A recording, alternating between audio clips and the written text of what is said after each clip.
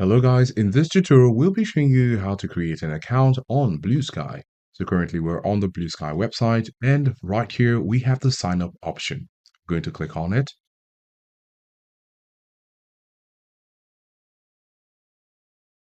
And then we're going to click on next.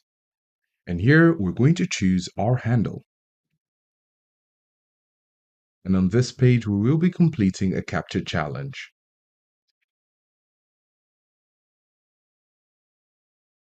The next thing we'll need to do is to give your profile a face, which basically means to add your picture for your profile. Alternatively, you can create an avatar instead. After that's done, you can click on continue.